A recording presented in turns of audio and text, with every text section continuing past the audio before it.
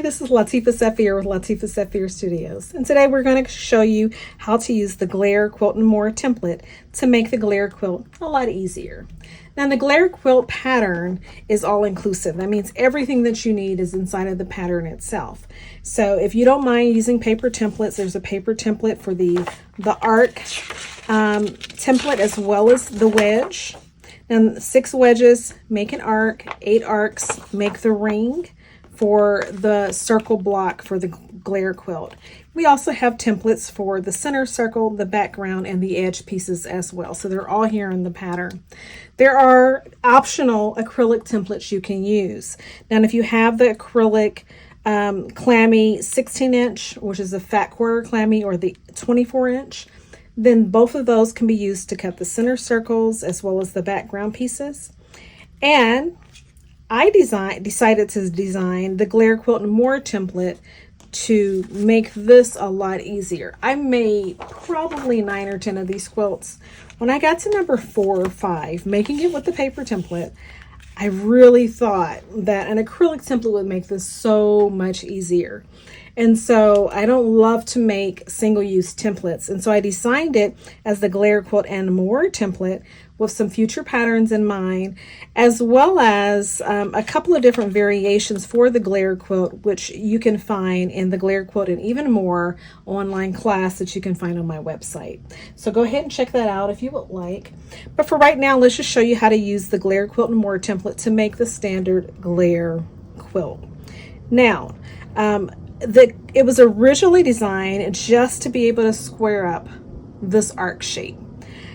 Then I realized, oh, if we use it a little bit innovatively, then we can definitely cut the wedges out as well. So I was really excited to figure out how to do that. I'm going to show you how to do that right now. Now, a couple of things I want to say up front. One, I recommend that you cut out 6 wedges, sew your arc together, and trim up your first arc. This is going to give you an opportunity to look at the accuracy of your cutting as well as your piecing, and to see how accurate it is, and if you need to make any adjustments before you cut out everything in your quilt. With that being said, I'm going to stack a couple of pieces of fabric. For your first go at cutting the wedges, maybe have 1 layer of fabric, but after you get confident, make your first arc and get it all trimmed up and it's nice and you're happy with it, I want you to stack your layers of fabric to cut your wedges out, because it's going to really streamline your process for cutting this part of the quilt out. Each ring has 48 wedges, and it may seem like a lot, but it goes together a lot quicker than it sounds, I guess. But when you stack 3, 4, 5, 6, depending upon, go for a bigger rotary cutter. Make sure you have a new blade in, and you can cut a number of layers fairly accurately. So don't be afraid to do that at all. Okay, so I'm going to show you how to use this. I'm going to get a couple of the brighter pieces off of the bottom here, and I'm just going to stack 2 layers. Now, I'm going to show you cutting for if you're right-handed. And then later on, I'm going to shoot a video for my left-handed quilters to give them a little assistance in getting set up to cut this as well. So the first thing we're going to do is I'm going to show you what we're cutting out. Now, on this template, you'll see the word wedge here next to a dashed line. That dashed line all the way to the right of the ruler is the shape of the wedge that we're cutting out. I'm going to show you this in the paper template. And some of you are going to use this, and that's going to be perfectly fine and work nicely. But I'm going to show you how to cut it really easily with this template here. Now, the trade-off is we want to cut this wedge taller than we actually need it so we can trim it down. And so with the ruler is a little bit shorter than we need it for this wedge template. So your pattern is going to tell you the height of that fabric to cut out, but I'm going to show you how we can still use this ruler and cut that out even though it's not quite the right height. So we're going to take the top piece of fabric, or if you're just cutting one, you're going to take that one piece of fabric, and we're going to touch the bottom to the top of the fabric and then just fold it in half and make a horizontal crease. I'm using a seam roller here. You can use your iron if it's accessible and easy to get to. You can use your fingertip. We just want to reference, just a reference line for us. And what this is going to allow us to do is that wedge is actually a wedge. So the sides are angled. I'll show you the paper version right there. So these sides are angled. So we want to first trim off that angle, and then it's going to be set up really nicely so we can cut all of those wedges. So I would start cutting on the left-hand side for right-hand cutters. I'm going to rotate it so that we can trim this first and then start to cut. Now, there's if you've used like the Herty ruler or some of my other rulers, you'll get into that rhythm of flipping it. So we're going to do the same thing with this ruler. So we're going to start with it right side up so you can read the words. We're going to trim, then we're going to rotate it and immediately flip the ruler to use it. Now what I'm doing is on this ruler, I pressed a horizontal line. On this ruler, there's a horizontal line right there, just in that wedge section. So I'm going to line that horizontal line with the center line that we just created and push it kind of close to the end, enough for us to trim that edge off nicely right there.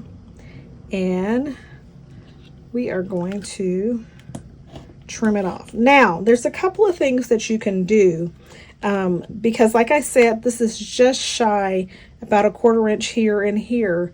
And so we want to be able to cut along the whole, from the top to the bottom of that piece of fabric.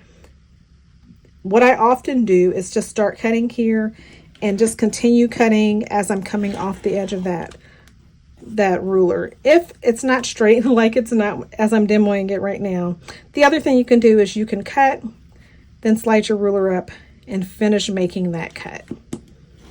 Just like that. Okay? All right. So the next thing we're going to do, we're going to go ahead and get this oriented to the left-hand side so we can go ahead and cut with our right hand.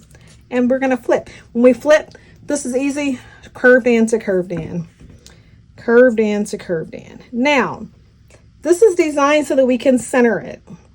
A lot of you, if your seam allowance is slightly larger than 1/4 inch or not completely accurate, and one tip to make the wedges a little bit bigger is to slide the template so that the more narrow end touches the edge of the fabric.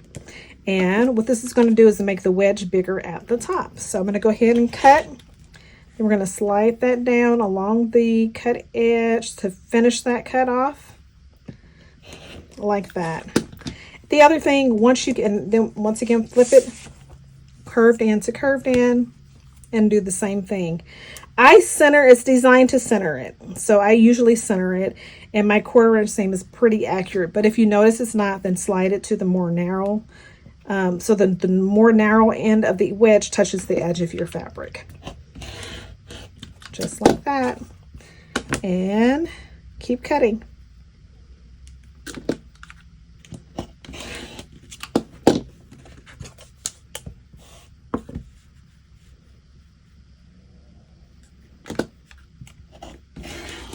Now, I don't know my layout, so you cut as many as you need according to your layout and all of that. But I'm just going ahead and cut the rest of this strip so I can play around with my layout when it comes to putting my quilt together. Okay, so I'm going to go ahead and stack these up to get them sort of organized. And then I'm going to go ahead and cut the rest of my fabrics and lay my whole ring out first before I take it to the sewing machine and start to sew my first arc together. So let me go ahead and finish doing that, and then I'll lay out my first arc, and we're going to take it to the sewing machine. What I would like for you to do is to cut out, you need essentially 6 wedges, and I want you to lay out your first arc at least. And it could be a practice arc so you can get this under your belt. And then I'm going to show you how to sew it together and press it, and how we are going to trim it up as well. Okay, now we're going to lay out our block. Now I have previously laid out my whole ring, and so I picked up a unit of 6 that would be sewn together. Now we're going to take this to our sewing machine and just sew it with 1/4 inch seams in between each one of these. And I usually stack it in the order that I'm going to sew it, so from left to right, and take it to my sewing machine. Sew that with 1/4 inch seams, and then we'll come back and I'll show you how to press and how to trim it. So we've sewn all 6 wedges together and we've pressed it. And in this case, we pressed it to the left side of the block as the pattern shows us how to do. And now we're just going to trim it up. Now, the way the geometry of these wedges are, we should be able to lay this template on top, or the paper template as well, on top. And then what we're going to do, if we slide it sort of up or down the block, it should line up really nicely with our 2 sides. Now, and I'm not sure how closely you can see it in the video, but if I slide it all the way down, it will touch the side and that side as well. Now the lines, the black solid lines are our seam lines, and they line up pretty good. They're off just by just a little bit. But the nature of how this quilt goes together, because of the fact that we're not really matching seams at all, then this part we're not quite as worried about. We want this edge to be really nice all the way around. So slide it down so that it's close as possible with touching these 2 sides. We mainly want to just trim the top and the bottom, but we may have to trim a little bit, looks like on this side right here. You see I grabbed my rotating cutting mat. If you have that, it's really nice on these blocks. We have to go around all 4 sides. Just a little bit on the side.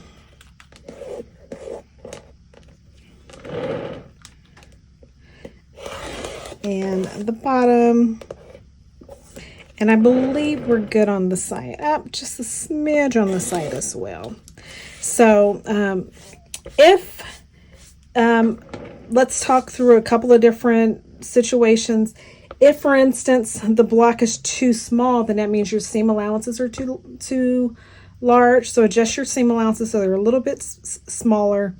And if the block is way too big, then you probably want to just center that wedge template along your strip of fabric and not scoot it to the more narrow end.